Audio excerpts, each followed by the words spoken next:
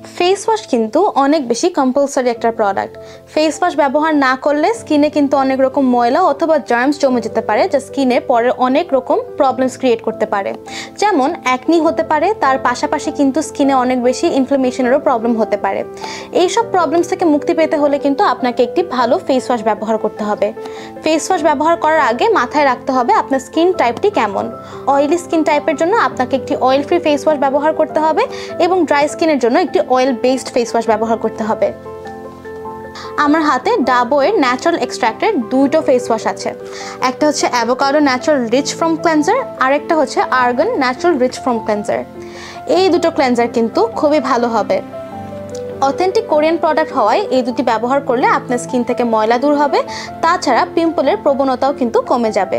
প্রোডাক্টগুলো কিন্তু অথেন্টিক এবং আমরা দিয়ে থাকছি সারা বাংলাদেশে ক্যাশ অন ডেলিভারি। বিকাশ বা কোনো রকম অ্যাডভান্সে কোনো ঝামেলা নেই। তাই একটি ভালো ফেস ওয়াশ পেতে হলে কিন্তু আমাদের ফেসবুক পেজ অথবা আমাদের ওয়েবসাইটটি ভিজিট করে ফেলতে পারেন।